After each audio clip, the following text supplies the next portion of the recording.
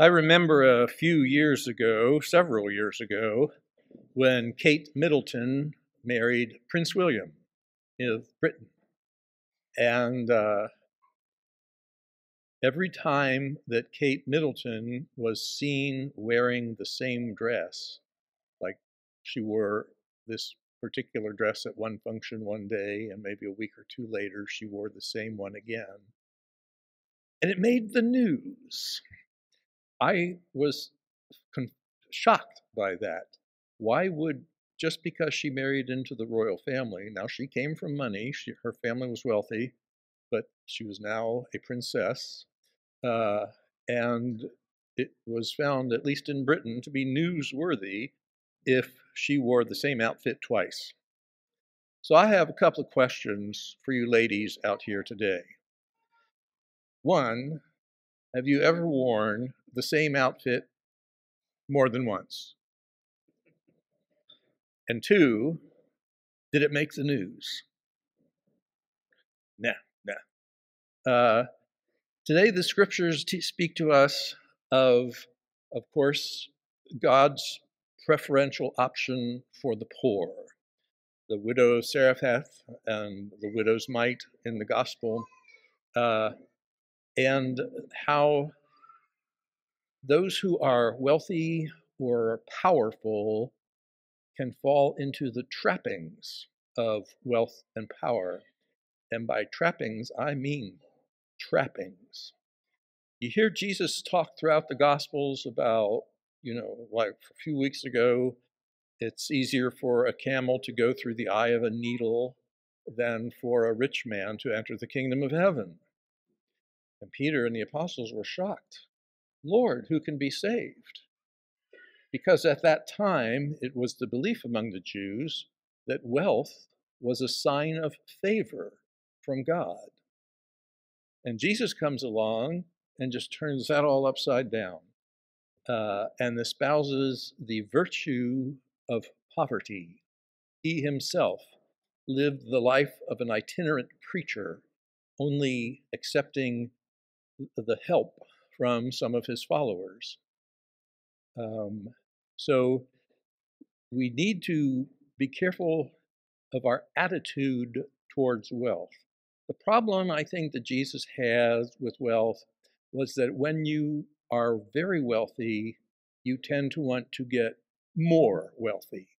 And everything you do, not you, but everything one does, is geared toward keeping that wealth and getting more of it. And that is why it is a trap from a Christological perspective. You see, when you're poor, you don't have to worry about wealthy clothes. You don't have to worry about a magnificent palace or mansion to live in.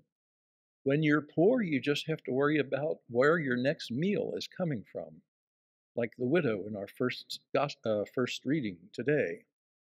And God favored her through the prophet Elijah. Jesus talks about the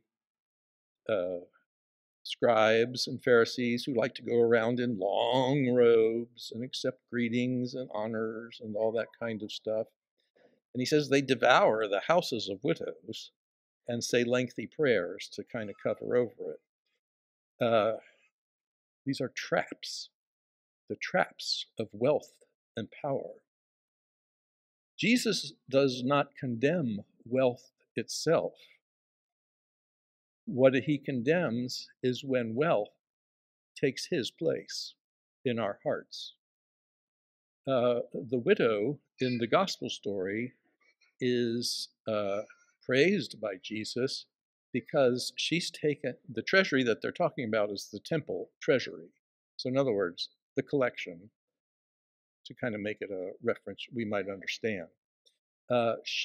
Because the Jews believed that God was physically present in the temple, and she wanted to do whatever little part she could to keep up the temple.